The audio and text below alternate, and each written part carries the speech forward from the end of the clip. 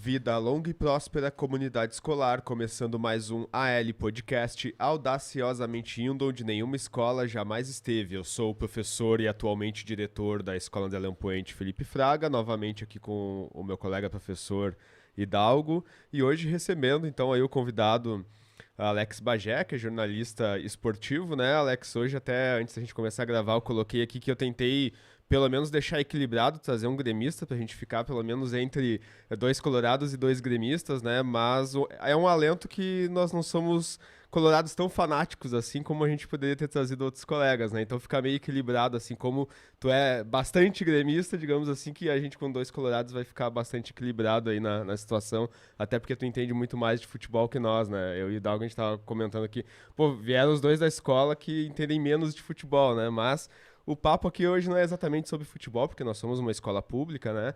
E a gente gosta mais de convidar, de conversar com os convidados, principalmente sobre os tempos de escola e algo relacionado, assim, principalmente para os alunos que nos assistem, eles saberem o que eles podem seguir no mercado de trabalho depois que eles saem da escola e até para eles terem mais contato também com pessoas que eles seguem, né? Como muitos dos nossos alunos gostam muito de futebol, acompanham a sala de redação, acompanham Bola nas Costas, né? Acho que eles vão gostar bastante aí de assistir esse bate-papo contigo aí, mas vou deixar o Hidalgo se apresentar e depois a gente passa para ti. Eu sou o professor Hidalgo, então, e aqui hoje eu não tô como professor, tô como aluno, porque de futebol eu entendo muito pouco, né?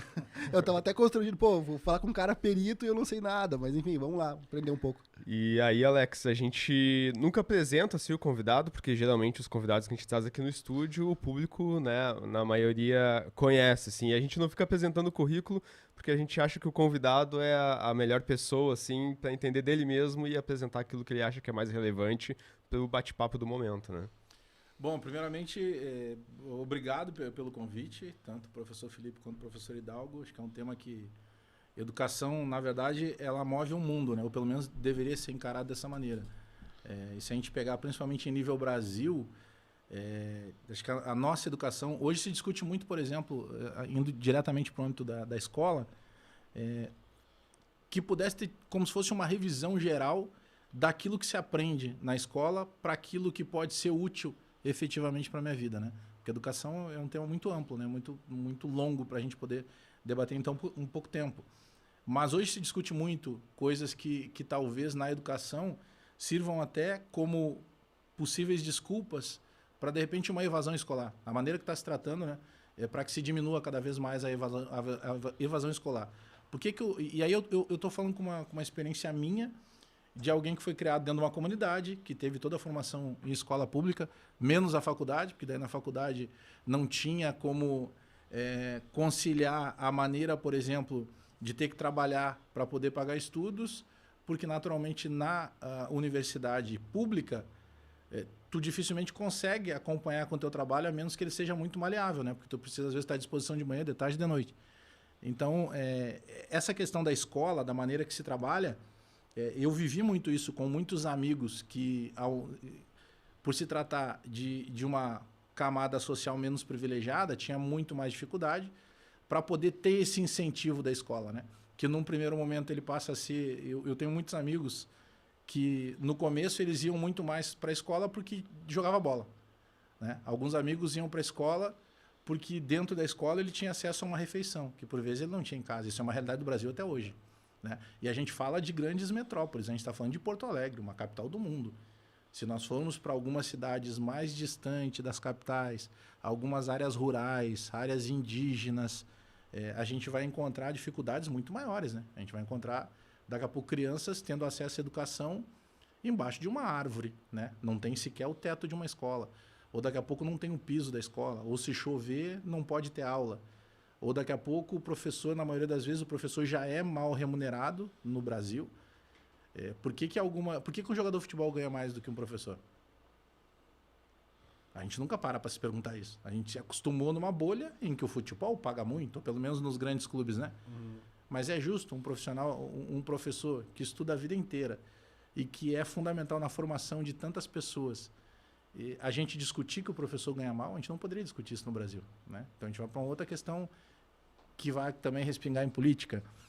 Por exemplo, eu acredito que nas cadeiras escolares tu precisasse ter pelo menos economia o tempo inteiro e política. Mas como é que tu vai discutir política no Brasil na maneira polarizada que é hoje, né? Mas precisava discutir. Eu me criei dentro de uma família que diz, não, política a gente não quer falar. Não, economia a gente não quer falar, é um assunto chato. Não é chato, é fundamental para a minha sequência de vida, né? Como é que eu vou me estruturar financeiramente? Tendo dinheiro ou não? Se eu não tenho, bom, é mais uma preocupação ainda para que eu tenha uma noção. E a educação, na minha vida, ela é fundamental, porque ela muda a minha vida. Eu venho de uma família que não tem tantas pessoas que tiveram acesso a uma faculdade. Eu entro na faculdade com 26 anos, que é quando eu tenho condição de pagar, porque os meus pais não tinham condição de pagar minha faculdade. Então, tem uma outra visão de educação. Eu tenho uma ligação muito forte com o carnaval, com a cultura popular, com a escola de samba, porque quando com 11 anos eu entro numa escola de samba, no Estado Maior da Restinga, que é a minha escola de coração, e que até hoje eu desenvolvo alguns projetos sociais lá, quando eu entro nessa escola de samba, eu tenho um diretor de bateria que exigia que se mostrasse o boletim escolar. Poxa, esse cara foi um anjo na minha vida. Né? E por vezes se trata o carnaval como algo marginalizado. Né? Ou assim, tá uma bagunça isso aqui. Cheguei em casa, tava tudo atirado, porque tava um carnaval. O carnaval não é bagunça. Esse cara mudou minha vida. E de tantas outras pessoas. Então, dentro da escola de samba, a minha escola de samba de coração, eu tive um acolhimento e, principalmente, a ideia de que tu gosta disso aqui, tu quer continuar aqui, então tem que estudar. Tu vai ter que apresentar um bom boletim. Senão não adianta ter talento para percussão, não vai conseguir fazer. Então, são essas pessoas que movem o mundo, os educadores. Né? Cada um com a sua dificuldade, cada um com a sua visão de mundo. Mas eu sempre conto essa história da escola de samba, porque eu me tornei compositor e já tive sambas no Carnaval do Rio, Carnaval de São Paulo, Carnaval aqui de Porto Alegre, outros carnavais por aí afora, porque eu tinha a prática de aprender com o samba enredo. Eu ouvia o samba enredo falando sobre a história da água no Brasil e eu conseguia ali captar algumas coisas que eram importantes para a minha sequência de vida. Muita coisa eu aprendi ouvindo o samba enredo. Então o samba enredo tem uma história que muita gente não para pensar. Tá, mas o samba enredo está contando sobre a história de Marquês de Sapucaí. Quem foi Marquês de Sapucaí? É o cara que dá o nome lá para a passarela do samba no Rio. Não, ele foi um dos grandes inventores brasileiros. Muitas coisas que a gente utiliza no dia a dia foram inventadas por Marquês de Sapucaí, que nem carioca era. Eu aprendi isso pelo samba enredo. Então isso é educação. É a maneira que tu consegue captar, melhor dizendo, e depois até capitalizar, porque isso mudou minha vida também, através da educação. Então, desculpa até ser um pouco longo, porque eu falo demais assim nessa primeira parte, mas é assim que eu vejo a educação. Coisas que deveriam ser modificadas, principalmente para tornar, e aí eu estou falando basicamente de escola pública, algo mais atrativo. Nós perdemos muitas crianças e jovens da escola pública e, por consequência, da educação, de ter uma educação muito melhor e colocar um profissional mais capacitado no mercado, porque, por vezes, não é atrativo. Né? Não era para ser assim, era para ser uma coisa natural. Né? A tua visão é que a cultura devia ser melhor trabalhada nesse sentido, no caso? Eu penso que no total. Eu acho que a cultura, a forma de atrair... O exemplo que eu citei aqui de alguns amigos. Pô, o cara já tinha uma dificuldade para estudar. Ele ia porque ele gostava de jogar bola, educação física. Uhum. Então, eu tenho que entender, eu tenho que ter um filtro maior na escola para entender quem é o público que está chegando lá. Eu acho que isso vale para todos. Por exemplo, hoje eu trabalho com stand-up comedy. Eu preciso entender se o meu público gosta de um texto mais ácido ou se o meu público gosta de um texto menos ácido. Né? Porque isso vai depender para que eu obtenha um sucesso ou não numa sequência de carreira. Né? A própria maneira que eu me comunico no jornalismo esportivo, para muitos não é legal. Para mim é muito legal e a maioria das pessoas que me seguem e a sequência de carreira que eu tive me mostrou que eu estava pelo caminho certo. Mas eu fui entendendo isso baseado naquilo que eu tinha quase como um feedback, né? Que me davam esse retorno. Eu penso que falta, por exemplo, na minha opinião, esse filtro dentro das escolas. Por que a gente está perdendo tanto? A gente perde dentro de uma comunidade para contravenção, para violência, para droga. Eu perdi muitos amigos no meio desse caminho. E, por outro lado, a gente tem um grupo de meninos que se criaram juntos que deram muito certo. Eu virei um jornalista reconhecido, o Paulo César Tinga virou um jogador bicampeão da América, o Índio Carvalho é um dos caras sócios hoje da 20/9 aí, e um dos caras mais conceituados no meio gastronômico. Esses 3 caras se criaram no mesmo lugar. Mas numa turma que tinha 400 meninos. Por que os outros deram errado? E todos passaram pela escola de samba, no caso. Todos passaram pela escola de samba, pela educação. Então, a educação é fundamental. Nós estudamos nas mesmas escolas, né? A gente veio de pais com uma história de vida de muita luta, que por vezes ele não pode estar tão próximo da educação do filho porque ele está trabalhando. Né? De uma mãe que por vezes tinha que trabalhar de noite porque era o horário que sobrava para ela fazer um segundo emprego.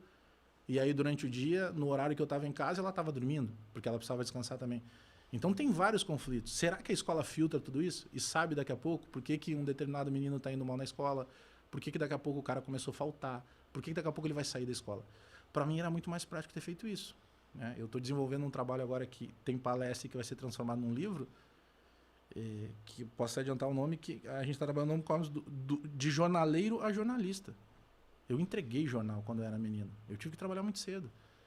Mas eu acreditava que um dia, aquele mesmo jornal que estava sujando as minhas mãos ali, que eu ia dobrando para poder entregar de madrugada na casa, eu sempre dizia, um dia eu vou estar nesse jornal. A primeira matéria que saiu daquele jornal eu tenho até hoje guardada. Ah, mas poderia ter dado errado. Eu tenho quase um complexo assim, onde eu vou, se eu tiver a possibilidade, eu compro um par de tênis. Porque a minha mãe, que era faxineira, ela me deu um par de tênis que eu tinha que usar. Ela fez, eu lembro como se fosse hoje, na época não tinha cartão de crédito, tinha uma coisa chamada crediário. Ela fez um crediário em 12 vezes. Então aquele tênis eu tinha que usar um ano para tudo. Para sair, para estudar. Jogar bola não jogava com ele, né? Jogava de pé descalço, não estragava o tênis. Mas eu tinha amigos que já trabalhavam para o tráfico e que conseguiam a cada semana comprar um par de tênis melhor do que o meu. Um por semana. Então eles tinham 4 no mês, eu tinha 1 no ano. Então, por exemplo, enquanto na sexta de noite eles estavam no samba com as menininhas, porque eles eram os caras da moda na esquina, eu estava lá dando uma Zé Mané indo para a escola pública. Hoje a minha vida perto deles mudou muito, graças a Deus. Mas por que eu dei certo e eles deram errado? Nós tivemos as mesmas oportunidades.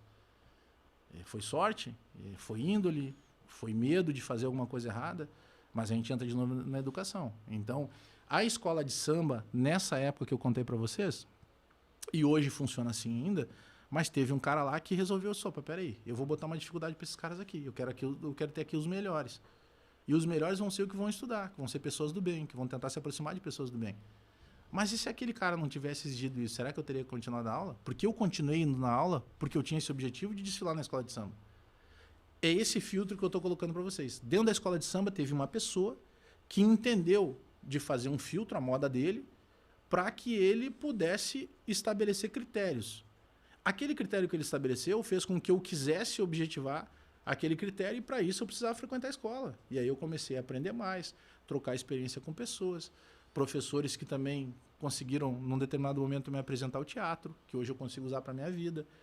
Olha o link de coisas que a gente consegue fazer, uma rede positiva, a partir da educação. Mas de uma pessoa que entendeu uma maneira diferente de filtrar aquela educação. E é interessante tu trazer essa experiência. Eu participo de um outro projeto, que é os Três Mosqueteiros da Educação, e nós temos também, além do L Podcast Studio, nós temos o L Podcast Live, onde a gente recebe também outros convidados, só que geralmente de forma remota, por streaming, né? Mais ou menos como vocês têm feito sala de redação atualmente, né? E volta e meia a gente discute sobre educação popular, né? Que além da educação institucional, que é o que a gente faz na escola, a falta de integração com a educação popular. E a escola de samba, e não é à toa que chama escola de samba, não chama só clube de samba, chama escola de samba, é porque se ensina alguma coisa ali, né? E essa falta de integração, por que o aluno ele não pode ir para a escola institucional de manhã e ter uma integração com a escola de samba e isso ser integrado aos estudos, né? Então essa é uma discussão que a gente faz há muito tempo. Inclusive na nossa escola, que ela está completando 90 anos, ela é a escola pública mais antiga de Canoas, ela está fazendo 90 anos, mas nós não temos uma quadra de esportes coberta, né? E a gente sabe o quão importante é as quadras, porque nós temos 2 quadras, porém nenhuma é coberta, mas elas são muito importantes para evitar a evasão. Muitos alunos vão para a escola exatamente para a prática esportiva, né? Ao mesmo tempo, eu digo na escola que uma das melhores coisas que eu fiz como diretor da escola foi colocar uma mesa de ping-pong na escola também, né? Inclusive, na sexta-feira da semana passada, era 11 horas, eu estava fechando a escola e os alunos comigo lá, porque eles estavam jogando o ping-pong, né? E exatamente porque eles não têm outro lugar para fazer essa prática esportiva né? Então, é exatamente esse descaso que se tem, né, com o esporte para manter o aluno dentro da escola, né? E é o mesmo caso com as escolas de samba, que poderia sim se ter essa integração, né? Sobre isso, se a gente pegar o exemplo dos Estados Unidos, dos norte-americanos, né? E por que eles têm um desenvolvimento tão grande e hoje ainda é o principal polo de marketing esportivo do mundo, né? A NBA, né? A Liga de Futebol norte-americano, a Major League Soccer, que é do futebol do soccer, né? Não o da bola oval, mas igual o nosso aqui, a WNBA, a Liga de Beisebol, são cases top de mundo, né? De publicidade. Pô, o Super Bowl é o segundo mais caro da TV mundial, né? Para tu conseguir anunciar alguma coisa lá no intervalo do Super Bowl, que é a final do futebol, do futebol americano. Por que eu estou pegando isso? Porque o esporte lá, ele une o esporte com a educação. Então, daqui a pouco, muitos destes super atletas, eles só passaram pela universidade porque eles queriam chegar no... Mas serve, porque tu já fez esse cara passar. Se foi por vontade dele, ou de uma maneira direta ou indireta, o importante é que o teu objetivo principal tu conseguiu. Ah, não, ele se transformou no Michael Jordan, mas ele passou pela universidade, né? Ele buscou uma formação. Tu conseguiu trazer a cabeça dele para um outro lado. Só, olha, tu vai jogar, mas daqui a pouco tu pode ter negócios à parte, tu vai precisar entender isso aqui. Ou uma hora tu vai parar de jogar, ou uma hora tu pode impactar pessoas de outra maneira. Então, é isso que eu chamo a atenção, a maneira de tu entender, tu tem um objetivo, eu preciso trazer pessoas para a escola. Como é que eu trago essas pessoas para a escola? Então, são esses critérios que eu penso que eles vão acontecendo de ano para ano e isso sai do padrão. Por ser compositor, um dia eu estava numa entrevista com o Dudu Nobre e eu perguntei para eles, pô, Dudu, tu tem um samba de uma maneira diferente, o teu vocabulário é diferente, né? Tu usa uma forma diferente de te expressar assim, a gente entende, mas pô, parece um samba mais antigo, assim, né? Porque é partido alto, pô, isso é legal de ouvir. E eu disse, cara, isso tem muito a ver com a educação que eu tive. Porque de uns anos para cá, muita coisa mudou. E automaticamente, principalmente com a chegada da internet, tu tira a própria capacidade das pessoas escreverem. Né? Hoje, por vezes, a gente custa escrever porque a gente digita. E tem um corretor ortográfico, que às vezes tu nem sabe como tu escreve a palavra. Ou tu vai buscar lá no Google, né? Ah, se escreve com G ou com J. Ou tu coloca ali no corretor e ele já te diz como é. E tu clica e manda embora. Então, isso te tira...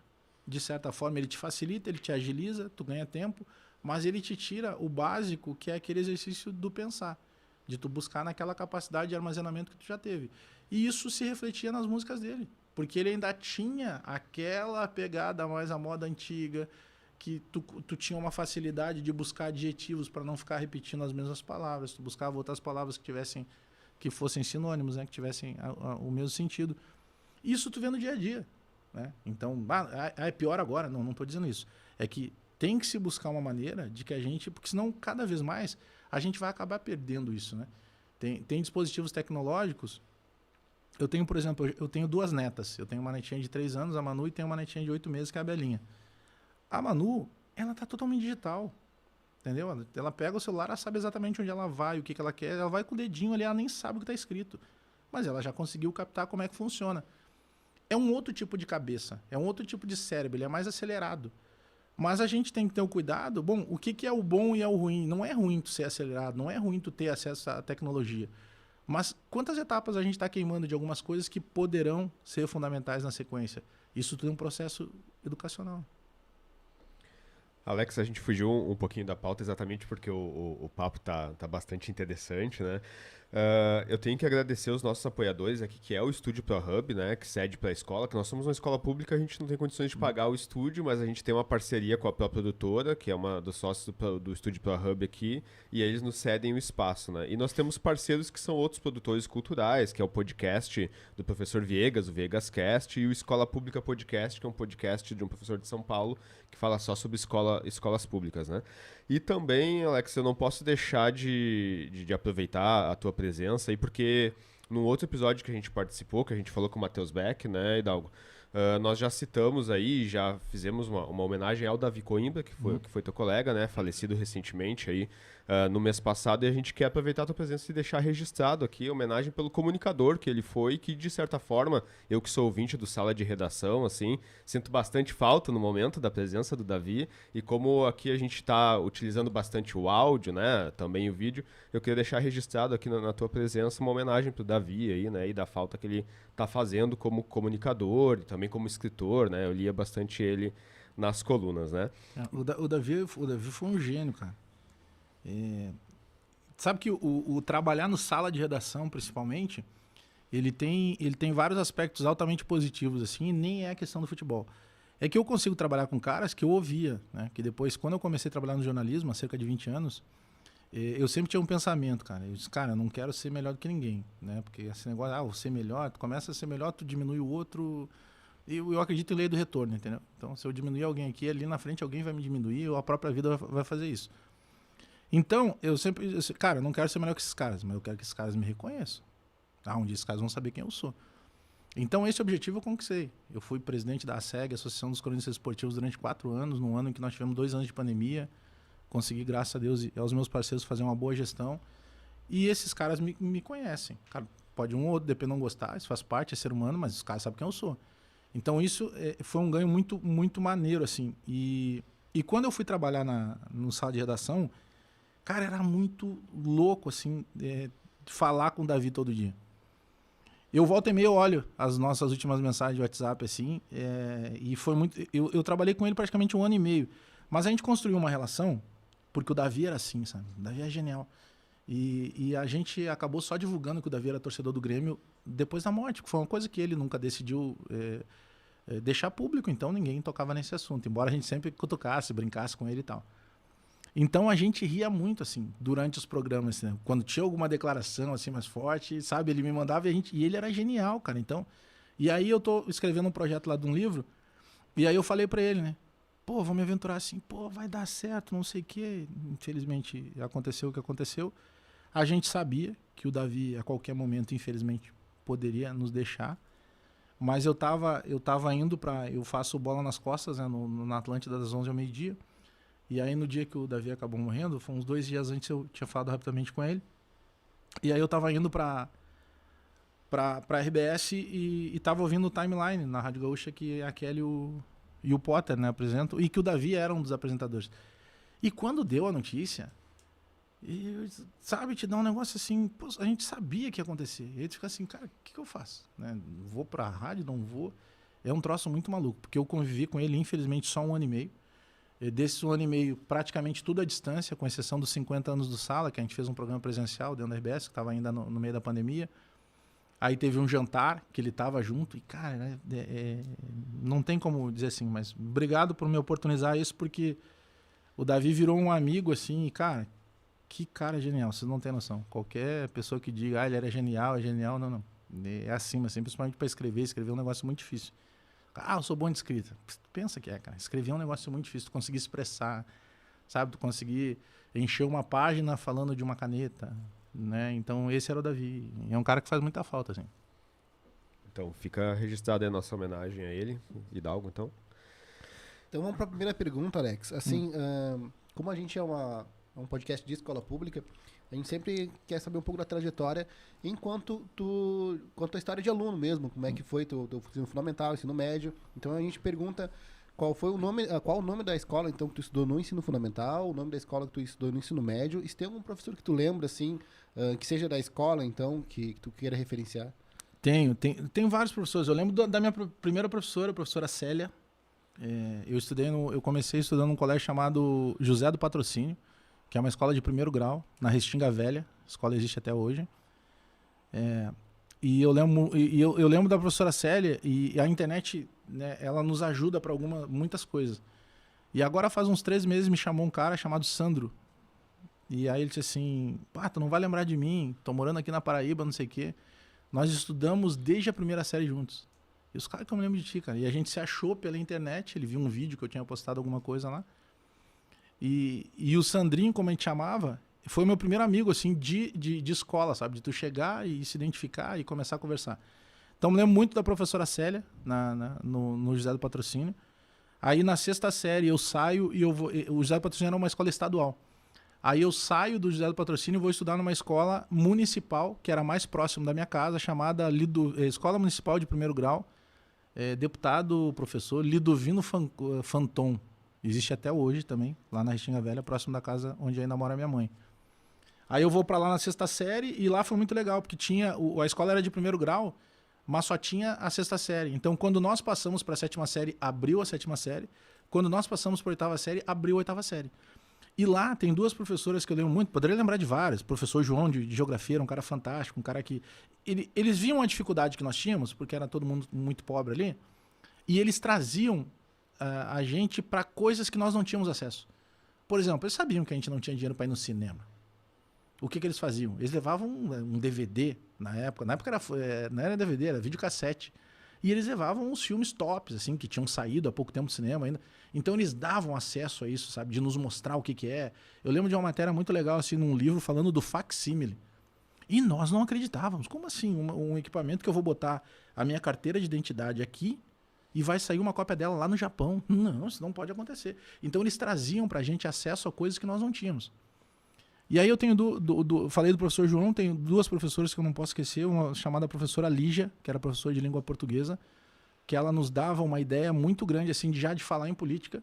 Eu até lembro que ela era muito declarada, assim, de esquerda, sabe, muito declarada, identificada inclusive com o partido, mas isso me chamava atenção porque ela trazia um assunto que ninguém tocava. Ela trazia a gente para a política, entendeu? Hoje até eu entendo que ela quase que nos colocava numa militância, mas era legal porque ela trazia a gente para um assunto que nós não tínhamos isso discutido dentro da nossa casa. E uma professora chamada Mari, que para mim foi fundamental, era uma professora de matemática. Olha o que ela fez, cara. Quando a gente passou para a 7ª série, ela chamou todo mundo e disse assim, olha, final do ano que vem vocês vão estar terminando o primeiro grau. Você tem que fazer um evento de formatura. E eu sei que as famílias de vocês não têm condição para que a gente faça um evento perto do que vocês merecem. Então nós vamos fazer o seguinte, nós vamos comemorar com uma viagem para a Serra do Rio Grande do Sul. Nós vamos conhecer Canela e Gramado. E a gente assim, professor, a gente também não tem dinheiro para isso. Não, nós vamos fazer o seguinte, eu vou trazer para vocês uma peça de teatro. E ela trouxe uma peça que foi inclusive muito tempo, ela virou minissérie da Rede Globo, que era baseada num livro de João Cabral de Melo Neto. O nome era Morte, Vida e Severina. É uma peça fantástica. Ela é toda em poesia de cordel, então ela é toda rimada. É uma peça que dá mais de 1 hora. E nós nunca tínhamos feito nada de teatro. E isso... Tá viajando, professora? E aí ela nos trouxe, e ela começou, depois que ela trouxe isso, a nos preparar.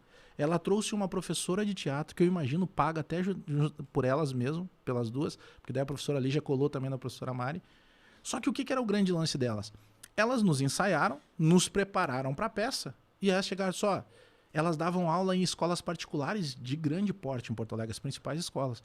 E todas essas escolas particulares têm teatros. O que elas fizeram? Elas venderam a nossa peça por preços simbólicos, mas elas nos levavam para essas... Porque ali nós conseguíamos, com o valor de bilheteria, guardar o dinheirinho para poder fazer a viagem. Então elas transformaram uma maneira de nos focar em algo além da escola, que era a questão do teatro, que para mim principalmente valeu demais. Eu uso muito isso hoje no meu stand-up. E ela nos mostrou uma maneira de que a gente automaticamente saía dali com relevância, com importância. A gente se sentia importante, porque ninguém estava doando para nós aquilo. Nós íamos nas escolas e a gente chegava na escola com uma realidade completamente diferente. A gente via os carros no estacionamento, estrutura, a gente ia no banheiro da escola. Era muito diferente do banheiro que a gente tinha na escola pública, né? Muito diferente. E aquelas crianças paravam para nos assistir. Então foi muito legal assim, a maneira que ela nos trouxe, sabe, essa importância, essa relevância, esse empoderamento, para usar um termo da moda. Essas professoras foram fundamentais.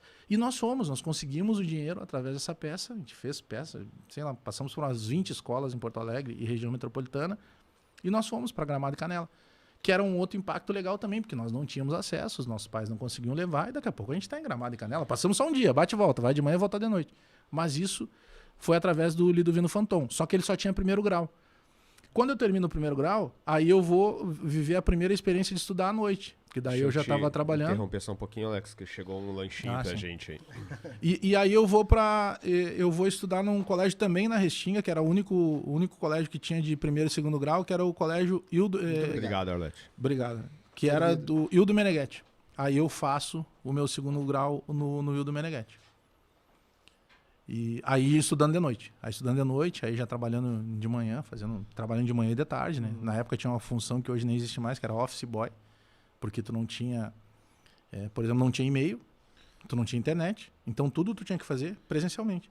Inclusive ir pagar a conta no banco. Não existia cartão de crédito. Né? Tu não podia pagar com o teu cartão. Então, naturalmente, tu tinha que enfrentar uma fila no banco. No máximo trocar um cheque, pagar as contas em dinheiro, sacar um dinheiro. Então tu tinha que... Coisas que hoje tu faz num Pix no teu celular, tu tinha que fazer, por exemplo, se envolvesse 4 bancos, eu tinha que pegar fila naqueles 4 bancos. Né? Aí tu faz amizade com o pessoal dos caixas, aí tu tinha lá tantos boletos para pagar, tu já deixava o dinheiro certinho, assim, pô, irmão, posso deixar aqui e pegar no final do dia? Não, pode deixar aí. Aí pegava, saía, no final do dia passava lá, pegava os boletos pagos e tal. Já estabelecia uma confiança com o cara e tal. Então... Sabe, tu ia meio que te adaptando à situação. Mas eu fiz isso. O meu primeiro e segundo grau foi todo na Restinga, em 3 escolas. Escola estadual, o começo com o José do Patrocínio, finalização do primeiro grau numa escola municipal, Lidovino Fanton, e depois o meu segundo grau numa escola estadual de novo, que era o Hildo Meneghetti. Posso fazer uma pergunta fora da pauta? Assim, tu referenciou a escola de samba e agora tu falou sobre um teatro que a professora propôs e isso meio que foi significante na tua vida, até talvez na escolha profissional depois. Assim, é delicado falar de política, assim, não quero te colocar numa roubada, mas assim, como é que se faz isso, assim? Como é que a política poderia trabalhar isso? Porque a gente pensa em política, tem a pasta da cultura e a pasta da educação. Porque tanto o teu professor lá da escola de samba quanto a professora da escola fizeram isso com amor. Claro. Quiseram fazer sem aquilo, interesse. Sem interesse. Como é que a política vai fazer isso? Parece que tudo é meio assim, dados, grana, investimento. Eles não entendem que não dão importância pro ser humano aluno, sabe? Me parece que é uma coisa muito mecânica, muito fria, assim. Eu digo assim, eu não gosto de generalizar para nada. Eu penso que tem pessoas aqui mesmo no âmbito do Rio Grande do Sul, eu conheço muita gente da política que é bem intencionada, que quer, pelo menos até agora, sabe? Que quer fazer, que usa o poder que tem para tentar ajudar. Mas eu me criei nesse âmbito de comunidade, né, de família pobre e de... Eu vou contar uma história rápida para vocês, não vou citar o nome da pessoa, tá? Porque eu consegui fazer isso dizendo isso na cara dele. Eu não vou dar moral para esse cara porque não vale a pena. Tranquilo. Lá na Restinga, sempre foi muito forte futebol de várzea, futebol amador sempre foi muito forte. Que eram as 2 saídas que nós tínhamos de lazer. A escola de samba, né, com o carnaval, porque quando a gente desfilava, e a Restinga foi uma escola que já foi campeã 9 vezes do grupo principal, então toda vez que tocava a sirene e a gente entrava na avenida, a gente esquecia qualquer problema. Ali a gente estava pela Restinga, era como se fosse uma religião, sabe? Então, tinha porque a gente, Tinga, teu povo te ama, sabe? Sou da Tinga e daí, porque era um povo muito marginalizado, jogado lá na Zona Sul de Porto Alegre, então a gente tinha essa coisa, sabe? A Restinga era tipo um Corinthians, assim, sabe? O cara tem orgulho de torcer e tal. E aí, então tu tinha o futebol amador, e tu tinha a escola de samba. E aí, em determinado momento, tinha um cara lá que ele era vereador. E o que ele fez? Ele era dono de uma linha de padarias. E aí, o que ele fez? Ele começou a dar os uniformes para os times. Pô, ele foi muito esperto, né? Porque a camisa de jogo dura quanto tempo? E todos os times fardados com o nome dele. Sabe? Então marcava, pô, quem é esse cara? Não, esse cara é um vereador. Pode ser um dia que queriam emancipar a Restinga. Se emancipar, ele vai ser candidato a prefeito e tal. E tinha um outro cara que trabalhava com ele que naturalmente se lançou na política. E aí, a gente era muito moleque, cara. Coisa assim de 12, 13 anos. E aí um dia a gente ficou sabendo, o fulano vai ser candidato. Vê, 12, 13 anos a gente nem vota, cara. O fulano vai ser candidato. E aí, seguinte, ele tá pegando uma molecada aí pra trabalhar, pra entregar panfleto, né? Fazer boca de urna no dia da eleição. E os pais têm que votar e tal. Mas em troca ele paga dando o uniforme. Aí eu disse, pô, cara, é a nossa chance pra ter o uniforme do time aqui. E a gente foi lá, conversou com o pessoal e disse. Aí, tipo, eram 15 camisetas, 15 calções, 15 meias e a camisa de goleiro. A gente trabalhou o dia inteiro pra esse cara. Eles nos deram lá, sei lá, acho que um X de refeição, assim. E, pô, a gente feliz da vida, né? Quando terminou lá o horário de eleição, 5 da tarde, pô, cara, show de bola, né? Vamos pegar o nosso uniforme e tal. Eu, cara, não, mas não funciona assim. Você tem que passar segunda-feira lá em tal lugar. Não, beleza, segunda-feira, estamos com o uniforme garantido. Cara, a gente chegou segunda-feira lá, a gente esperou, acho que umas 2 horas. Eles nos entregaram um saco que tinha 5 camisas. 5 camisas, que não tinha nada a ver com a cor do nosso time, nada do que eles tinham nos prometido. Isso 5 camisas, não tinha calção, não tinha meia e nem a quantidade de camisa. O tempo passa, cara. E o mundo é uma bola, né? Esse cara se candidatou a deputado federal. E aí um dia eu tô passeando ali na esplanada da Restinga, né? Que é bem na frente da escola de samba. E, cara, esse cara tá fazendo campanha ali. E eu diminuí o passo, né? E aí as pessoas já me conheciam por causa do trabalho com a TV e tal. E aí acho que alguém disse pra ele, não sei nem se o cara me conhecia, mas alguém deve ter dito, pô, fulano aí, na época eu tava trabalhando na Bandeirantes. Ah, fulano, tá no Donos da Bola e tal, visibilidade, legal. E ele chegou e esticou a mão, cara. Pô, prazer, sou fã do teu trabalho. Nem sei se ele me conhecia. E ele disse assim, não, cara, eu te conheço desde criança, me criei aqui. Ele, não, então já sabe o nosso trabalho. Eu disse, irmão, deixa eu te falar um negócio. Tu não vai lembrar, porque tu deve ter feito isso com muita gente. Mas eu não esqueço. Cara, aconteceu isso. Cara, e fui despejando. E ele foi ficando num constrangimento. E o fotógrafo dele já parou de tirar foto. E o assessor dele já começou a mudar de cara. Mas eu conversando na boa com ele. Sim. E eu disse, cara, sabe o que é o pior disso? Eu vou contar essa história sempre. E em alguns momentos eu vou dizer, cara, hoje ele já tá morto pra política, nem vem ao caso. Mas eu disse, cara, não sei se eu vou ter força pra fazer campanha contra ti, mas tudo que eu puder fazer pra que as pessoas não votem em ti. Porque, cara, tu mentiu pra uma criança, cara. Aliás, não pra uma criança, tu mentiu pra 15 crianças. Pô, nós trabalhamos, vocês nem podiam pegar a gente pra trabalhar, cara. Nós éramos crianças. Vocês nos tiraram da nossa casa durante um dia inteiro. Então isso te faz acreditar na política? Não. Então lá dentro da Restinga, já teve envolvimento político? Claro que sim. Vários. Por quê? Porque o político ele gosta de lá, não é porque ele gosta de carnaval, cara. Em sua grande maioria ele tá vendo ali um potencial de voto. Né? Quantos. Não era nem churrasco, os caras faziam galeta, né? Porque o frango é mais barato. O cara não vai gastar em carne pra dar pra pobre comer lá como eles encaram a gente. Então era assim, o cara te comprava com uniforme, o cara te comprava com um rancho, o cara te comprava te dando carona pra ir votar, tu te sentia importante porque tu ganhava uma carona. O cara te comprava pintando o teu muro, sabe? Botando uma placa lá na frente, e isso ainda é assim, cara. Então eu já não generalizo. Tem pessoas, e claro, até pelo cargo que eu exerço hoje dentro da minha função, naturalmente que os caras vão me tratar de uma maneira diferente, mas eu sei, porque eu continuo olhando eles da mesma maneira que eu olhava com aquele cara que mentiu pra mim quando eu tinha 12 para 13 anos.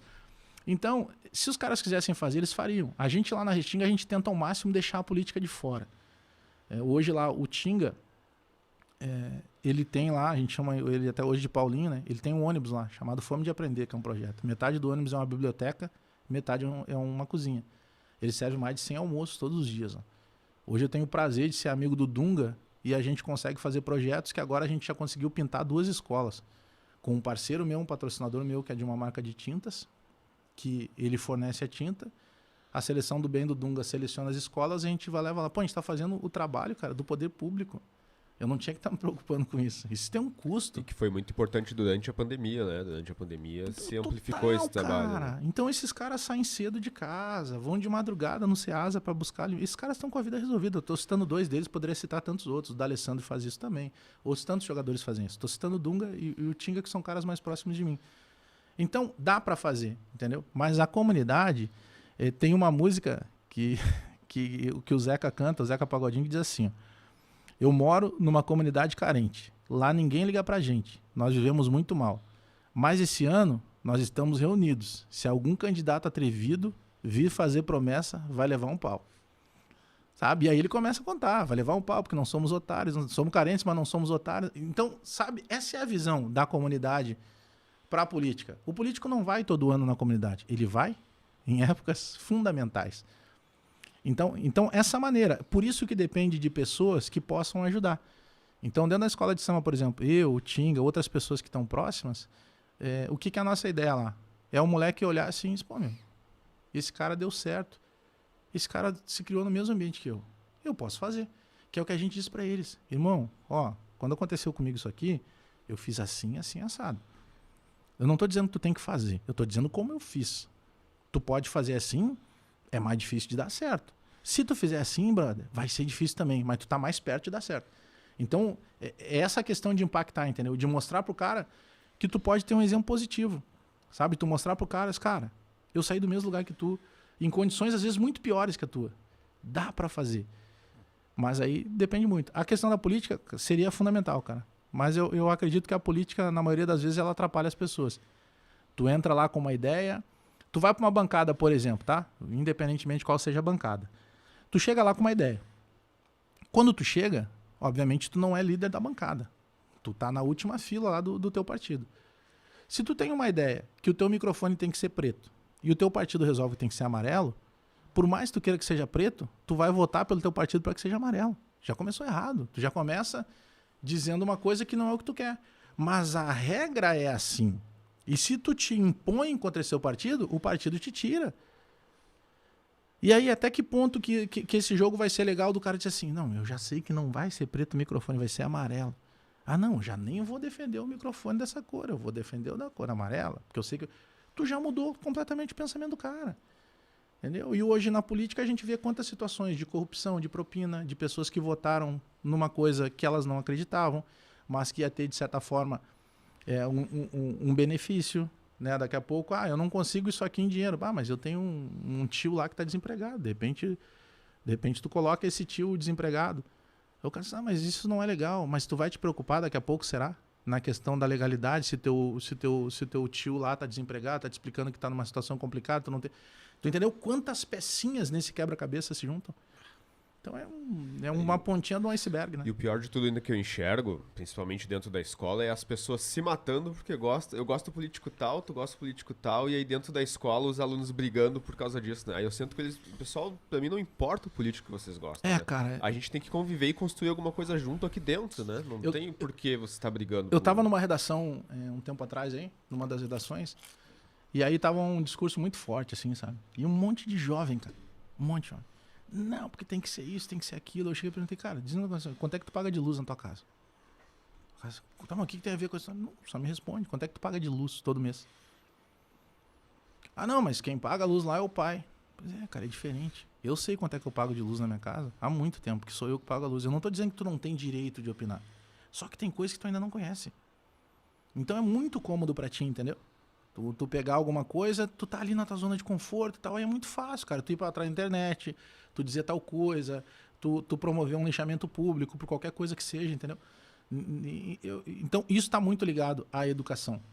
Então, sabe, de tu ter de tu poder entender que tu precisa ter uma base de alguma coisa. Não quer dizer, acho que todo mundo tem direito a opinar. Mas quando tu opina sabendo... Eu tava numa palestra de um sociólogo, e aí lá pelas tantas, ele começou a falar em transporte público. E aí eu baseei em algumas palavras que ele tinha dito antes. Esse cara nunca pegou um ônibus. E aí abriu pergunta, eu perguntei. O senhor já pegou um ônibus? Aí ele disse assim, não, mas... Se o debate fosse dentro de um presídio, eu não precisaria ter roubado para falar de um roubo. Não, é completamente diferente.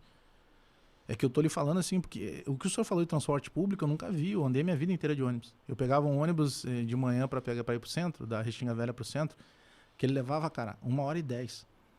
E a gente brinca, aí um amigo meu, que a gente convive até hoje, que se a gente desmaiasse no ônibus, tu não caía, cara.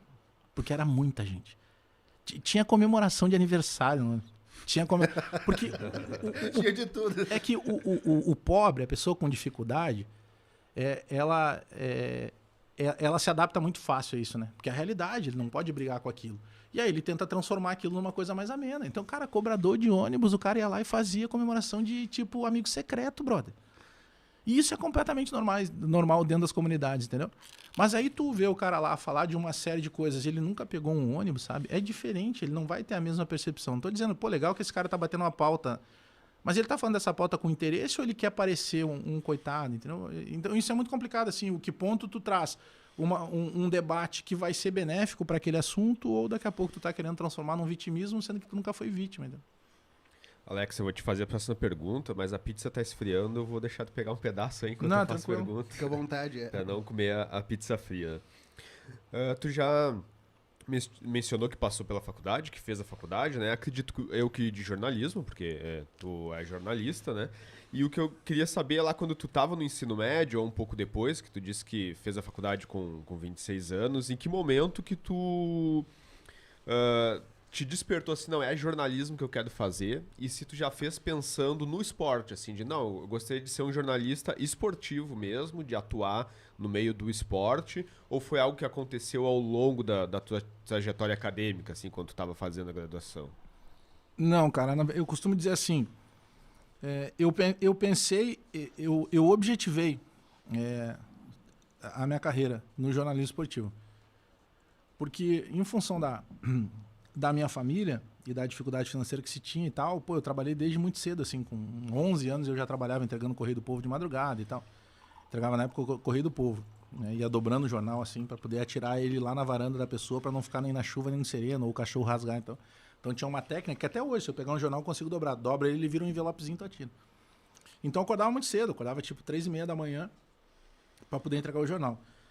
E depois disso, aí foram acontecendo coisas e tal, e eu acabei aproveitando a oportunidade, e aí no segundo grau tinha um técnico de contabilidade. Pô, me apeguei e fiz aquilo ali, não gostava de número, não gosto até hoje e tal, mas me apeguei e fiz o técnico contábil. E aí o escritório que eu comecei a trabalhar de office boy, ele era um escritório de contabilidade. E eu fiz praticamente a minha vida lá dentro. Então dali eu passei para digitador, porque eu tinha um curso de digitação, e tudo que ia aparecendo ia pegando. Aí depois, digitando, eu tinha vezes que tinha um negócio que eles chamavam de slip, que era uma folha que vinha ali, a coluna de débito, crédito e os valores que tu tinha que digitar. Aí, tu pega uma prática que tu nem olha mais pro teclado, né? É digitando, olhando pro papel e digitando e tal. E aí, às vezes, não fechava. E aí, quando não fechava, às vezes o cara que tinha feito já tinha ido embora. Aí eu tinha que esperar até outro dia para fechar aquilo, né? Aí eu comecei um dia a pegar, mas eu já sei de onde a cara tirou. Eu comecei a pegar o documento e entender como é que o cara lançava. E comecei a resolver aquilo. Aí eu chegava lá, o cara disse, não deu mais problema nenhum, não, porque não fecha mais nenhum. Tu não me pediu mais nenhum para fechar os bar, irmão. Eu fui dar uma olhada ali, até não sei se eu não cometi um erro aí, mas eu fui fechando e ele olhou assim, não, é isso aí mesmo e tal. Aí eu já tinha o técnico, eu disse, eu tenho o técnico, já sei mais ou menos o que é débito e crédito. O cara me deu a oportunidade. E aí, moral da história, cara, pra resumir. Eu virei gerente contábil desse escritório. Comecei como office boy, cara. Eu virei gerente contábil e tal. Fiz praticamente toda a minha vida ali. Aí eu já tava com 25 anos. E eu sempre quis fazer jornalismo. Sempre. Porque eu venho de uma família que o meu pai... Claro, meu pai já é falecido, né? Mas o meu pai nasceu lá nos anos 30. Meu pai, lá pelos anos 50, ele foi jogador de futebol. Na época, lá nos grandes clubes de Bagé, no Guarani e no Bagé. Eu tenho um irmão, meu pai teve muitos filhos, né? Meu pai teve vários casamentos, vários filhos e tal. E aí eu tenho um irmão que é técnico de futebol, que chamam de Bagé também o Ronaldo Rangel. Tinha feito trabalho em vários clubes e tal. Então eu tinha muito aquela coisa do futebol, né? E como não deu pra tentar a carreira, porque desde muito cedo tu tinha que estar trabalhando e tentando ajudar a botar dinheiro em casa, eu digo, eu vou fazer jornalismo esportivo. Sempre tive isso. Mas não dava, né, cara? Porque tinha que pagar uma faculdade e tal. E aí o que aconteceu? Eu criei uma situação que eu digo assim, cara, eu não posso esperar passar os 30 anos para tentar uma nova carreira. Só que daí eu fui para a questão de objetivo. Eu não sou muito desse negócio de sonho. Acho que sonho é uma coisa que muitas vezes ele fica na nuvem, literalmente. Ele é um imaginário.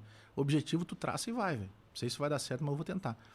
E aí eu botei na minha cabeça, cara, vou entrar numa faculdade de jornalismo. Eu fiz o cálculo, já dava para pagar a faculdade.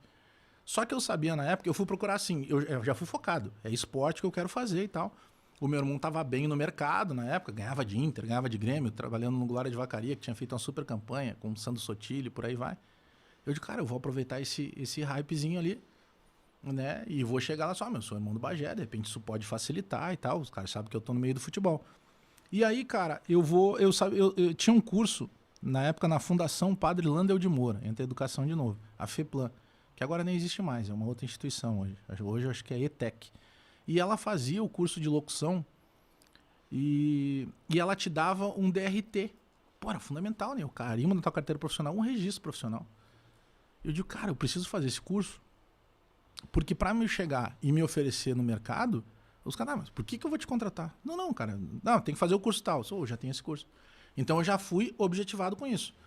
Quando eu chego para fazer o curso, era uma época que era obrigatório fazer esse curso. Então, cara, todo mundo que tu imaginar. O cara podia ter 30 anos já de formado na faculdade, ele era obrigado a fazer esse curso. Os caras baixaram uma norma lá que esse curso do DRT, ele tinha mais poder que a faculdade. Com o diploma da faculdade só, talvez tu não fosse contratado. Tu tinha que fazer esse curso. E aí, nessa época, quando eu chego lá, tinha um cara chamado Otacílio Gonçalves da Silva Júnior, que foi técnico do Inter, foi auxiliar técnico do Falcão na seleção, um cara que sabia muito futebol. Foi um dos precursores do futebol no Japão, foi técnico do Palmeiras Parmalat um pouquinho antes ali de chegar ao Luxemburgo, lá nos anos 90. E, cara, eu chego lá e tal, e eles, pô, aí a gente vai se apresentar. Eles, não, teu irmão quer até futebol. Aí ele, depois da apresentação, disse assim, pô, cara, gosto muito do teu irmão é meu amigo pra caramba. Então, o que tá fazendo aqui, cara? Eu digo, não, na verdade, eu quero trabalhar em rádio. Eu queria trabalhar em rádio. Eu quero trabalhar em rádio e tal, e eu passei na faculdade agora, e eu preciso ir num lugar aí que eu possa fazer um estágio, alguma coisa. Só que na época o estágio não era remunerado. Ele pegou e disse assim, cara, eu vou te levar lá na Guaíba. Ele estava trabalhando na Guaíba, a Record estava chegando. A Record chegou em 2007. Mas já tinha uma conversa assim, a Guaíba era muito forte ainda em TV. E ele disse assim, eu vou te levar, vou te apresentar pro Luiz Carlos Reck. O Reck era o chefe na época. E aí eu cheguei lá, conversei com o Reck, expliquei. O Reck, cara, tá aberto aqui. Tu pode fazer o que tu quiser, ficar o tempo que tu quiser. O dia que tu quiser vir, o horário que tu quiser vir. Só, cara, eu não tenho a figura do estagiário remunerado. Então, tá aberta a casa, mas não tem como te pagar. E aí, quando chegou o segundo mês que eu tava lá, aí eu lembrei do que eu fazia lá na faculdade, lá, né? Lá no escritório de contabilidade. Eu comecei a procurar notícias na internet. E eu pegava notícias, e aí na faculdade eu já estava entendendo que tinha diferença a linguagem para a escrita, para o jornal, para o site, e a linguagem que eu utilizava para TV ou para rádio.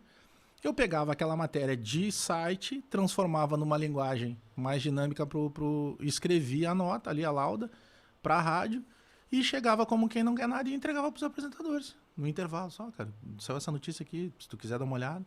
O cara, não, legal, não sei o quê. E foi indo. No primeiro momento, os caras cagavam pra mim, né? Com perdão da palavra. E aí, no segundo momento, os caras assim, opa, peraí, meu.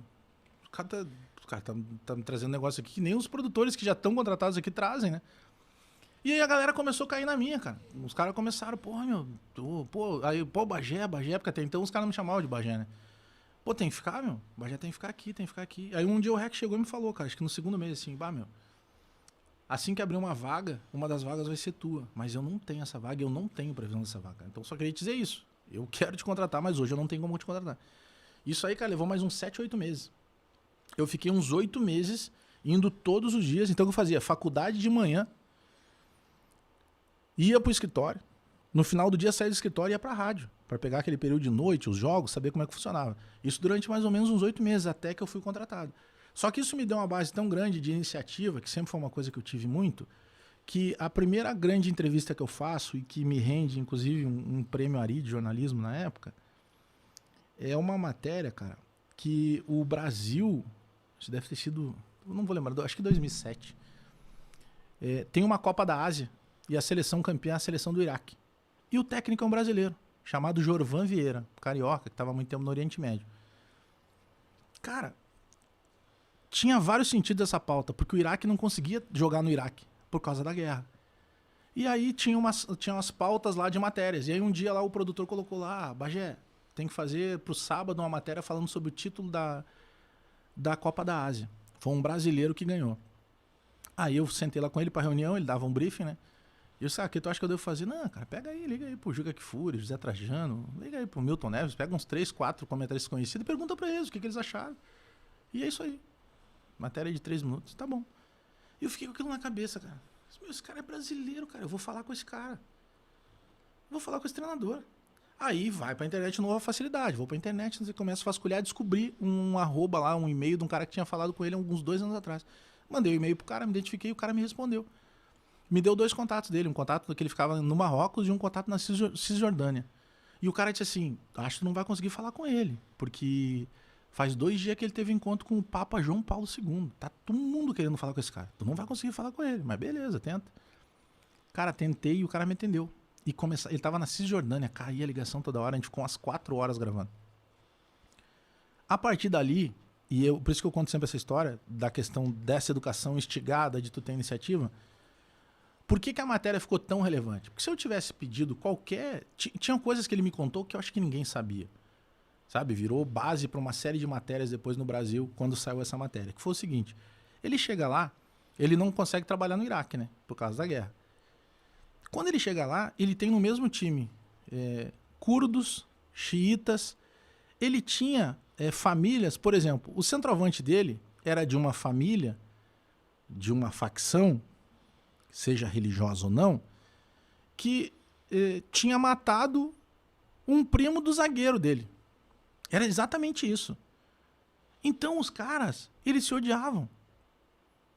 E eles não passavam a bola um pro outro. Então tu imagina o trabalho, a gente vai pra educação. O trabalho que esse cara teve, ele começou com alguns jogos, com quebra-cabeça, tarará, tarará. Por que o Papa João Paulo II chama ele? Porque quando o Iraque ganha, fica aprovado pela ONU que toda vez que tinha o jogo da seleção iraquiana, os combates eles amenizavam. E naturalmente morriam menos pessoas e tinham menos atendimento de feridos. E o segundo ponto é que tem uma foto, os caras abraçados, jogando ele pra cima. Esses caras se odiavam no começo. Então esse que era professor de educação física, o professor Giovan Vieira, ele teve todo um trabalho de uma base técnica de educação para levar isso para dentro. E aí quando eu faço essa matéria e eu trago a voz do cara falando isso, pô, tomou a proporção. Mas por que tomou a proporção? Porque eu tive a iniciativa de não me contentar com aquilo que me foi oferecido. Era muito mais fácil eu ligar para 3, 4... E em 15 minutos eu faria a matéria. Ligava lá, transformava em 3 minutos e deu. Demorou pra caramba, caía a ligação, 4 horas conversando com o cara, mas a história do cara era fascinante.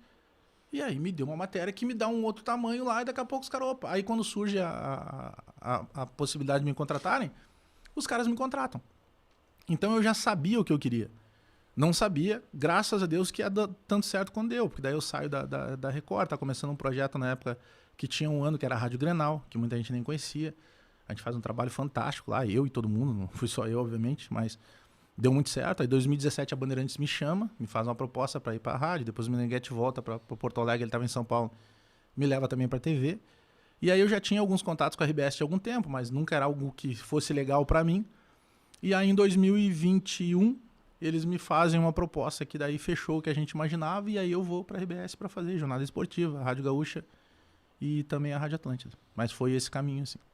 Sabe que dentro desse projeto da escola, né, o podcast da escola, eu sempre comento com os alunos, porque eles me perguntam, professor, como é que vocês tiveram a ideia, né, e a vontade de começar, né? Eu disse, cara, todo mundo tem essa relação com o áudio quando escuta futebol, geralmente, né? Começa com jornada esportiva ali, ou de qualquer outra rádio que escute futebol, depois o comentário, né? E eu fiquei bastante feliz de poder conversar contigo hoje também, porque o futebol, de certa forma, ele é muito importante no dia a dia das pessoas. Às vezes a gente nem se dá conta disso. Na escola mesmo ali, a gente tá trabalhando com pessoas e aquele momento de dar um alívio no trabalho, comentar sobre uma coisa é sempre sobre futebol, tanto com os colegas quanto com os alunos, né? Então eu tenho um vice ali que até foi convidado hoje, no fim, não pôde vir, que volta e meia, eu digo, e aí, teu time ontem, né? Como é que foi e tal? Assistiu o jogo, né? Eu disse, também deu uma secada lá, né? E falo pra ele também fala pra mim, então. E com os alunos também, eu trabalho com o cordão do Inter, assim, com a chave pendurada e tal, né? E aí é aquele momento de troca, assim, tanto com o aluno colorado que vem, é isso, senhor, nosso time ontem não deu, né? Ou vem um gremista e diz, aí, senhor, quando é que nós vamos trocar esse cordão aí, né? Eu digo, não, vamos ver, traz aí, de repente eu uso, né? Então, o futebol é a forma da gente interagir e ter até um momento de conversa de felicidade dentro da escola, assim, no meio do trabalho, né? Então eu fiquei muito contente de poder conversar isso contigo e até porque eu vejo que a gente tem que trazer o futebol e discutir o futebol dentro da escola, porque é algo que vai fazer com que os alunos se interessem, inclusive. A gente tem alguns alunos já começando canais no YouTube para comentar sobre futebol, assistir o futebol, comentar entre eles, falar sobre futebol, porque muitos são apaixonados pelo futebol. E aí o que a gente queria saber é aqueles alunos que têm a mesma intenção de daqui a pouco serem jornalistas esportivos, por onde tu acha que eles podem começar hoje? Iniciando um canal no YouTube, na escola, estudando bastante para poder ingressar depois no jornalismo e poder chegar a trabalhar com jornalismo esportivo.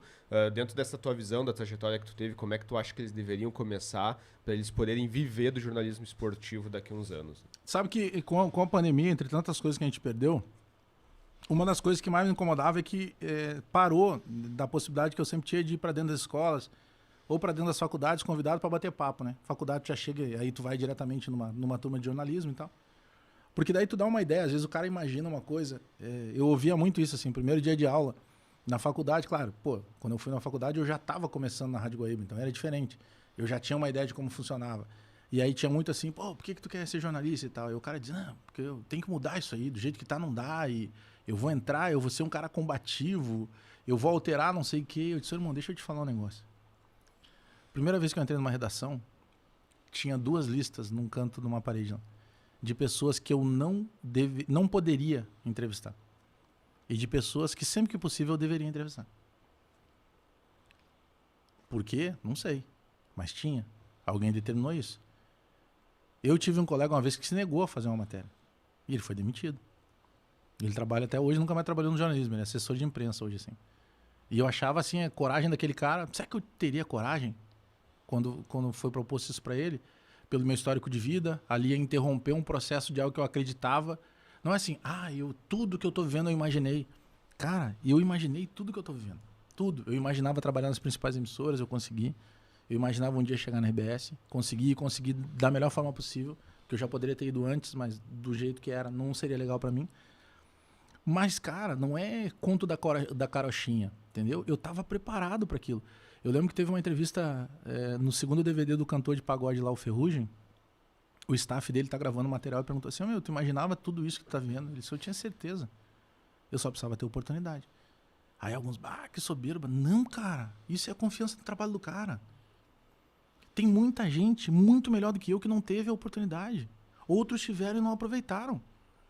Eu me preparei para estar ali com 25 anos, eu já era pai, tinha uma série de coisas, eu abri mão de um monte de coisas. Disse, cara, eu vou querer trabalhar. Por que eu estou fazendo esse preâmbulo para te responder isso? Porque o jornalismo, primeiramente, tu tem que gostar muito. Porque se tu não gostar, tu não tem dedicação, irmão. Parte da nossa palestra que a gente fala, a gente instiga as pessoas assim, vem cá, quem daqui tá na plateia, daqui a pouco até ganhando muito bem, e o cara acha, eu sou realizado, mas eu faço algo que eu não gosto. Tá cheio de gente, cara. É por isso que o cara briga no trânsito, é por isso que o cara briga no ônibus, porque o cara não quer fazer aquilo ali. Ele tá fazendo porque ele é obrigado. Foi o que apareceu para ele. Sabe? É muito complicado tu conseguir fazer aquilo que tu gosta. Eu consigo trabalhar com coisas que eu gosto. Sabe? Isso é um privilégio. Eu consigo fazer coisas... Eu tô transformando uma outra carreira agora para daqui a pouco, daqui a uns anos, eu conseguir fazer só palco. Porque é um negócio que me dá felicidade da mesma maneira que me dá felicidade trabalhar todo dia. Aí os caras assim, mas os caras te pagam pra te ficar falando de futebol. Cara, mas é complicado tu abrir um microfone e tu falar hoje pra RBS, eu falo pra milhões de pessoas. Tu tá dizendo alguma coisa, daqui a pouco entra uma mensagem no teu celular de um empresário gigante que tu nem imagina que o cara te conhecesse. E o cara tá lá, legal isso aí que tu falou. E às vezes ele diz o contrário. Não concordo com isso aí. Mas o cara tá te consumindo, o cara se prestou. Consegue o telefone do fulano aí que eu quero mandar um negócio pra ele. Então... essa questão do querer, tu tem que querer muito, cara, porque tu trabalha. Primeiro, jornalista não fica rico. Com raríssimas exceções. O cara conseguiu, criou um produto lá que mudou a vida. Não, isso é legal. Mas, tipo assim, mudar a tua vida. Cara, eu sou muito feliz com o que eu faço. Eu mudei minha vida com o jornalismo. Mas isso te consome. Cara, eu tô agora conversando com vocês, já tô olhando meu celular, que faz algum tempo que eu já não olho ele. Eu olho meu celular de 5 minutos. Por quê? Porque está sempre entrando alguma coisa, eu tenho que dar atenção para as pessoas, tem pessoas que realmente precisam de uma resposta, a tua vida de uma hora para outra ela muda completamente. 2008, tem o voo da TAM JJ 3054. Ele sai de Porto Alegre e antes de desembarcar em São Paulo, lá no aeroporto de Congonhas, o avião, né, acaba se chocando lá, uma série de vidas desperdiçadas e tal. Aquela cobertura eu participei e não era a minha área. Então o jornalista... ele precisa estar preparado para qualquer função ao longo do dia. A minha área é futebol, mas se o cara me pergunta alguma coisa no site de redação de política ou de relações humanas, eu vou dizer, não, essa parte aí não é a minha. Eu tenho que estar preparado, eu tenho que saber o que está acontecendo. Eu tenho que saber por que a gasolina chegou num determinado preço, por que daqui a pouco ela baixou. Eu tenho que ter essa noção. E isso é dedicação, tu precisa ter tempo de leitura, tu precisa te dedicar. Eu durmo muito pouco, eu durmo dificilmente. Eu durmo geralmente 5 horas por dia. Eu durmo entre 2 da manhã e 7 da manhã. Porque eu tô acostumado com isso, entendeu? Eu preciso estar produzindo, escrevendo, seja escrevendo piada, ou escrevendo texto que eu tenho que fazer para tal coisa, ou daqui a pouco alguma coisa que tu vai apresentar para questão de publicidade. Então, primeiramente, para quem... Eu sempre digo isso quando eu converso com os meninos, até que tá chegando na redação. Cara, no futebol, tu vai trabalhar no feriado, tu vai trabalhar final de semana. Aí, por exemplo, o Grenal, que é a nossa Copa do Mundo aqui. Eu sei, por exemplo, que se eu dormir pouco, ou se eu beber gelado até muito tarde, seja água ou seja cerveja, eu não tenho voz no outro dia.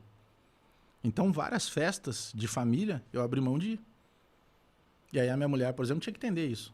Porque é a questão da minha carreira. Né? Não proibir, só porque aí eu não posso ir lá. Ou eu vou lá, vou dar um tchau pra galera e vou ficar... Então, ele requer muita dedicação. Né? Mas é a mesma coisa que tu, por exemplo, um atleta de alto rendimento.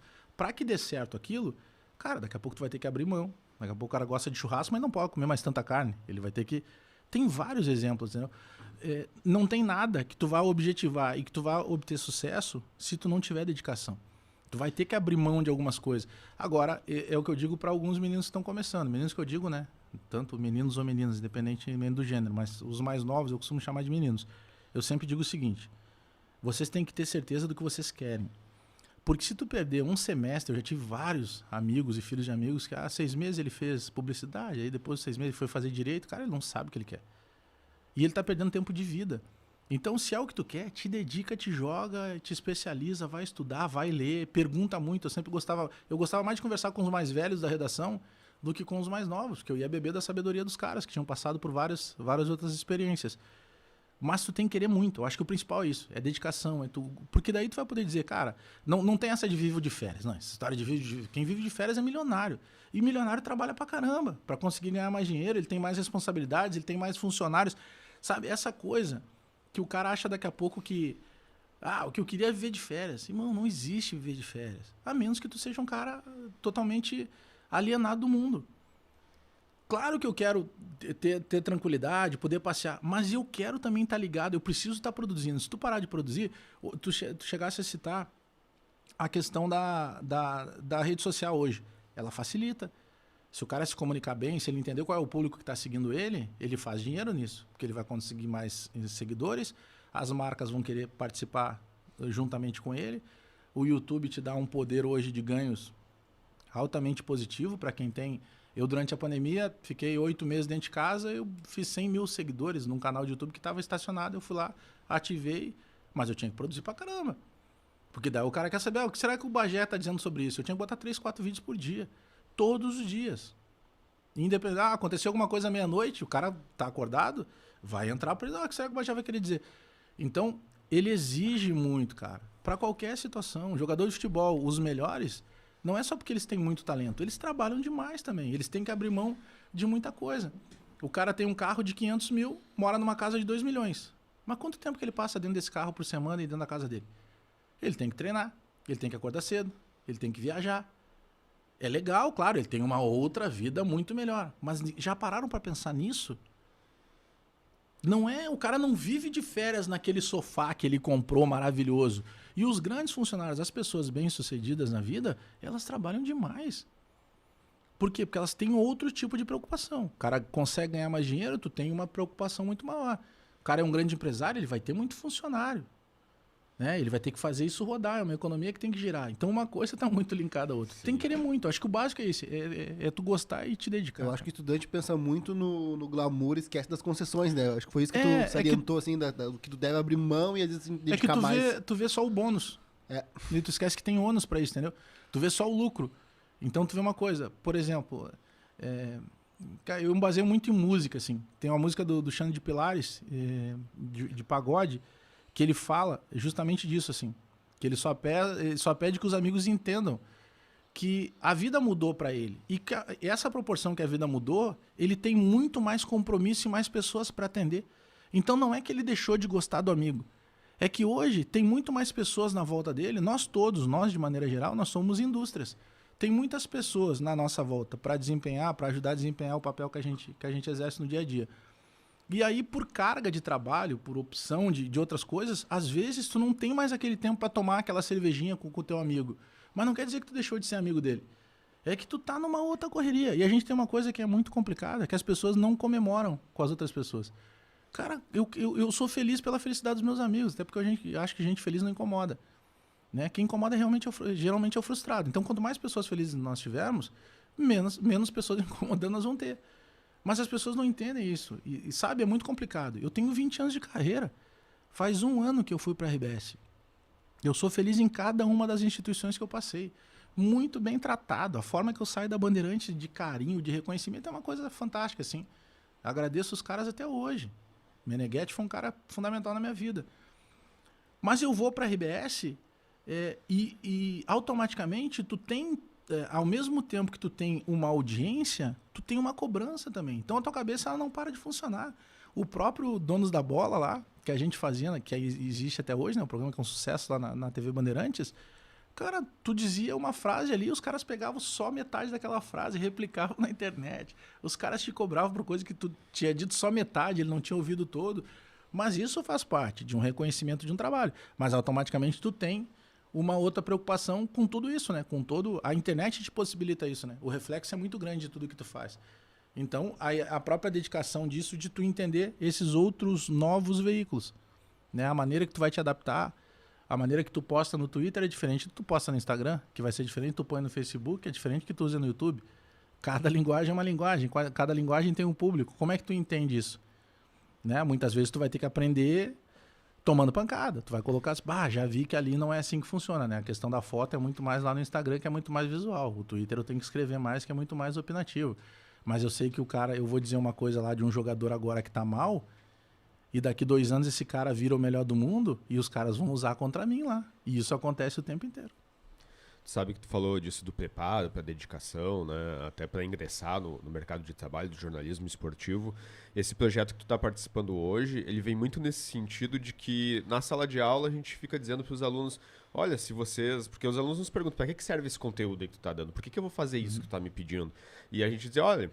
Tem todo um mercado novo aí na internet, com a internet, que tu pode participar se tu gosta muito de futebol, qualquer outro assunto, e tu pode seguir, produzir podcast, produzir vídeos. Aí eles perguntavam pra gente, mas como é que tu sabe por que tu não faz? E a gente chegou no momento onde a gente dizia, não, a gente vai ter que trilhar esse caminho pra gente poder ensinar pra eles também como é que eles podem fazer, e até pra escola também incentivar e ajudar eles a ingressarem nesse mercado, né? Então por isso que a gente, um dos motivos pelo qual esse projeto nasceu é exatamente esse. Mas vamos falar um pouquinho sobre o Grêmio aí, porque os alunos vão nos cobrar. Que essa troca de experiência é fundamental. Isso que eu estava dizendo para vocês quando antes da pandemia principalmente. Agora, graças a Deus, as coisas estão se alinhando, né? A gente já consegue frequentar mais lugares, as escolas estão voltando. Essa troca de experiência de tu ir lá e falar pro cara, sabe? Aí contar essa história, por exemplo, eu poderia ter feito uma matéria só ligando pros caras como me falaram. Eu fui atrás do cara, isso me deu um retorno muito maior. Deu mais trabalho, né? Deu mais dedicação, mas automaticamente o retorno foi muito maior. Então, acho que isso pro dia a dia, sabe? De trocar ideia, explicar, cara, ó, não funciona assim. Muita gente que eu pergunto assim nas faculdades ou na escola, quer ser jornalista e tal. Tá, mas por que tu quer ser jornalista esportivo? Eu já ouvi muitas vezes, porque é um glamour. Por que é glamour pra ti? Mas tu conversa com o jogador tal, o fulano de tal. Eu disse, cara, tem locais que a gente viaja com 60, 70 quilos de material. Porque tu tem que levar todo o material, tu não sabe lá, se falhar uma caneta, tu tem que ter o lápis. Então tu não pode deixar de levar o lápis. E aí tu tem uma responsabilidade que a transmissão lá tem que entrar, brother. Tu imagina se tu chega lá com tudo pago, hotel, deslocamento, avião, comida, e aí tu não consegue botar no ar. Então tu tem toda uma responsabilidade. E se o cara da concorrência te dá uma notícia antes de ti, o teu chefe te liga na hora. Pô, fulano deu isso aqui, meu. É verdade? Não é verdade. Tá, e por que tu não deu? Se tu tá no mesmo lugar que ele. Então, é uma pressão o tempo inteiro. Eu lembro que eu fiquei uma vez quase 30 dias na Argentina cobrindo seleção brasileira na Copa América. E os meus amigos assim, e aí, foi num tango aí, tomou vinho aí, não sei o quê. Cara, vinho até poderia ter tomado porque tu toma no hotel, na janta.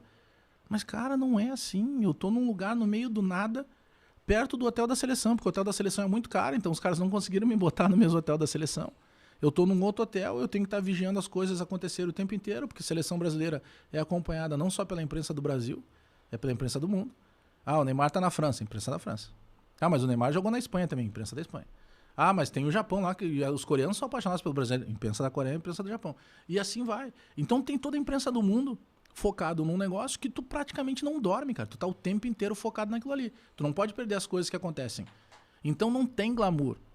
Até porque a estrela principal não é o repórter, né?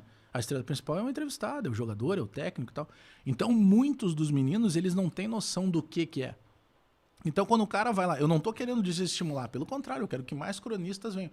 Mas ele precisa entrar sabendo da dificuldade que ele tem.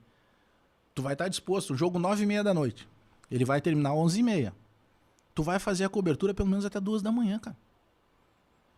Mas amanhã, 7 da manhã... Amanhã, 7 da manhã, tu vai ter. 2h30 tu vai sair dali, tu vai pra tua casa, tem que tomar banho, comer alguma coisa, dormir, no outro dia tu tem que estar inteiro de novo.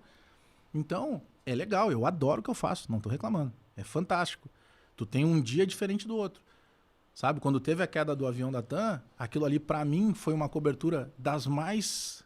E depois eu até posso mandar pra vocês, eu tenho áudios até hoje de quando eu entrei no ar.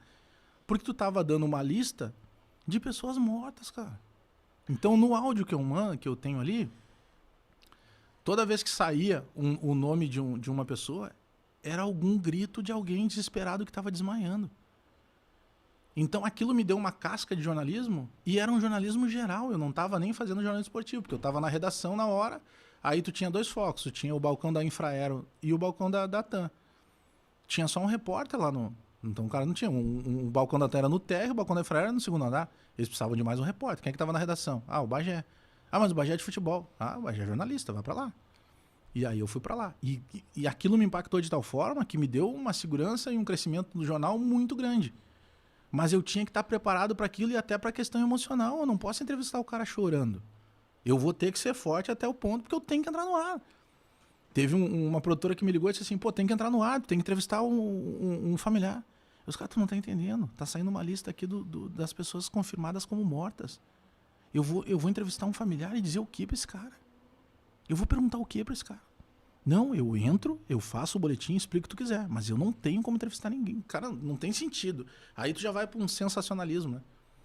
Então, no áudio que eu tenho, tem muitas pessoas, porque tá saindo a lista, e a cada lista que sai, naturalmente é uma pessoa que grita desesperada. Ah, não, meu pai, minha mãe... Então, esse é o teu dia a dia. Então, cara, não tem glamour. Tu te torna uma pessoa conhecida. Hoje, pela internet, mais fácil ainda, né? Porque tudo é imagem, né? A gente faz sala de redação bola nas costas, tem ali pelo YouTube uma câmera em cada um. Então, automaticamente te projeta muito mais do que antigamente. O rádio era as pessoas que tu não sabia se o cara era gordo, se era pequeno, se era grande, se era magro, não sabia. Hoje tu identifica todo mundo.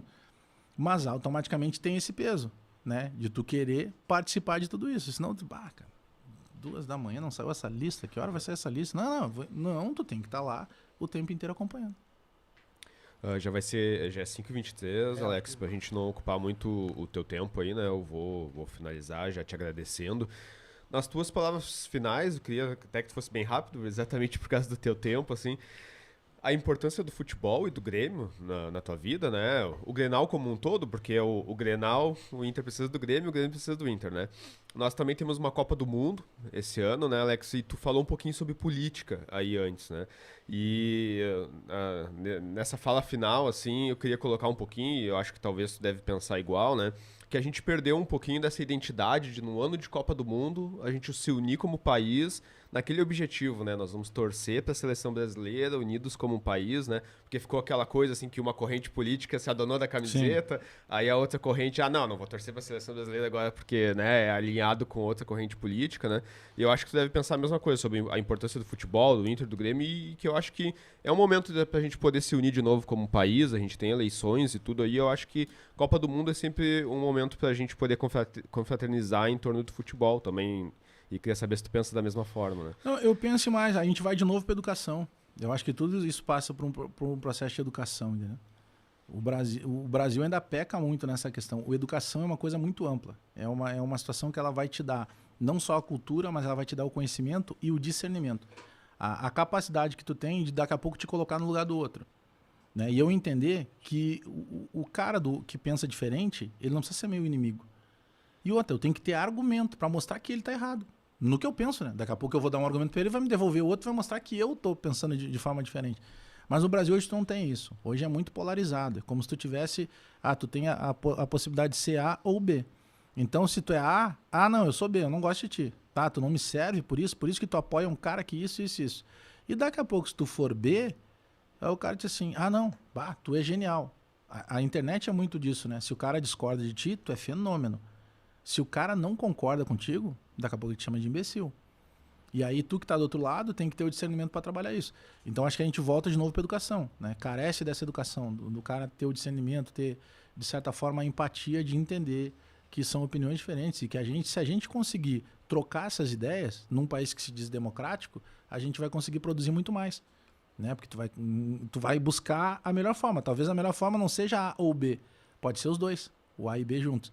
A questão do Grêmio, eu acabei, acho que em 2020, eu estava na Bandeirantes ainda, e me veio a ideia, porque a minha neta Manu, ela nasceu em final de 19, aí eu fiquei pensando, sabe, eu digo, cara, qual é o problema de tu dizer qual é o time que tu torce? Eu sempre tive esse cuidado, assim, sempre, ia comprar carro, trocar de carro, jamais carro vermelho ou carro azul. Os caras vão dizer que eu sou gremista, sou colorado, né, eu trabalhava nos dois e tal, tenho amigos nos dois e tal.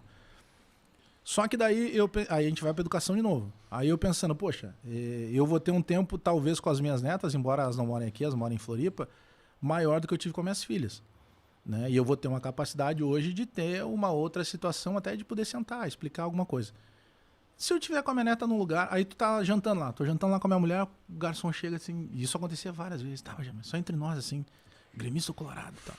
Eu digo, não, mano, tu vem, não sei o quê. Cara, por que eu tenho que fazer isso? Aí vai ter um dia que eu vou estar com a minha neta e eu vou dizer assim, por que não pode dizer? Cara, então assumir, minhas netas têm camisa do Grêmio, eu uso camisa do Grêmio, tá tudo certo, não tem problema nenhum. Quando eu me assumi ainda na Bandeirantes lá, eu tinha a liberdade de continuar fazendo jogos do Inter e tal, eu vou pra RBS, como Bola, nas costas da Atlântida, ele é mais pro humor, assim, mais solto, mais pra comédia, aí tu vira mais torcedor, tu briga com os caras, briga no bom sentido, né, ali discorda e tal. Então tu consegue meio que ser mais quase participando de um show ali. Então tu acaba te tornando naturalmente mais torcedor.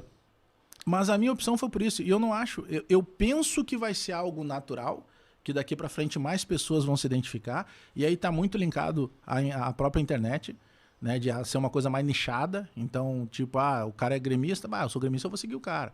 O cara é colorado, sou colorado, vou seguir o cara. Acho que tem mais isso.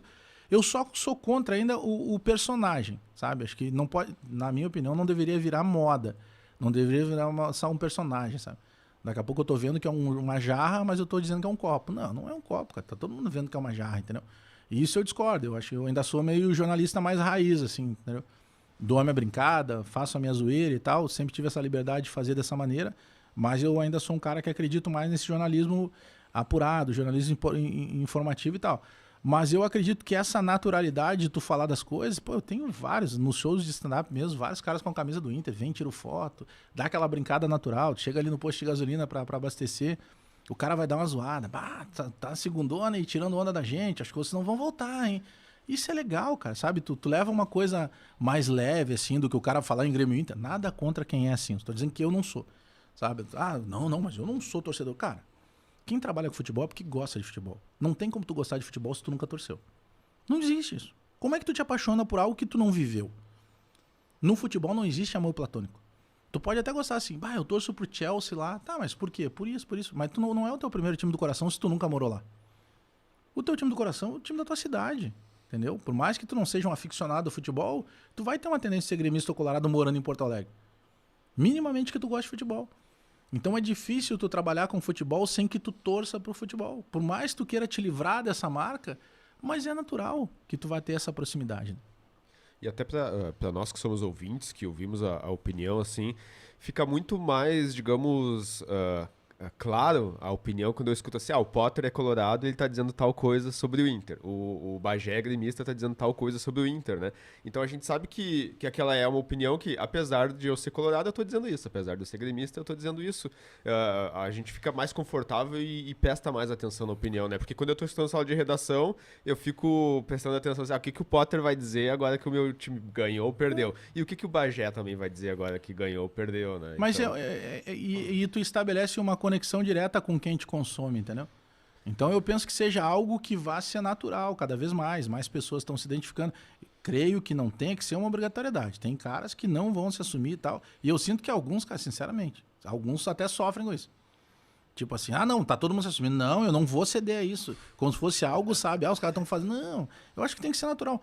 Pra mim foi muito natural. Me deu a ideia, eu fui conversar com a minha família, liguei para algumas pessoas, alguns cronistas conhecidos que se assumiram e tal, de São Paulo, de Rio, aqui de Porto Alegre mesmo. Aí falei pro Meneghetti, Meneghetti, tô pensando, eu falei, o que tu acha? Eu falei, cara, se tu acha que sim, te apoio, se tu acha que não, te apoio, tá tudo certo. A gente fez a brincadeira ainda no Donos da Bola, segurando a camisa do Grêmio do Inter e tal. Mas foi uma coisa muito leve, assim, cara. Pra mim foi muito tranquilo. Me dou bem com colorados ou gremistas. Tem o cara mais ácido? Tem, mas aí em qualquer situação, vai o cara te ofende. Rede social é tranquilo, tu vai lá, bloqueia, não tem problema nenhum. Mas pra mim foi muito mais leve, assim, muito mais tranquilo, entendeu? De poder falar mais abertamente. Assim. Alex, 5h30. Agradecendo tu ter estado aqui conosco, o teu tempo, já te deixando o convite para conhecer a nossa escola presencialmente, né? Então, quando tu tiver um espaço na agenda, que tu tiver a fim de visitar uma escola, conversar com a gurizada, nós somos uma escola só de ensino médio, bem no centro da cidade de Canoas. É só nos mandar uma mensagem, tô disponível essa semana. Pode me chamar lá, a gente combina. Estamos de portas abertas. O Hidalgo, então, se despede. Tio, eu queria agradecer que desde a abordagem que eu fiz contigo ali, tu foi sempre solícito ali, me atendeu e tal. Até às vezes me sinto meio jornalista, porque eu abordo a pessoa também, explico a situação do projeto e tal. Agradecer em nome da escola por ter vindo aqui. Não, que isso, eu que agradeço, obrigado. É importante que a gente fale cada vez mais sobre educação. E contem comigo, a gente vai combinando a agenda aí, quando der, passo lá na escola também, sem problema nenhum. Já deixo o convite para os colegas também lá da RBS, né? Todos que quiserem vir aqui falar um pouco sobre educação, não falar só sobre futebol, jornalismo, quero falar sobre meus tempos de escola, então já fica o convite para todos aí. A gente encerra por aqui. Vida longa e próspera a todos. Feito.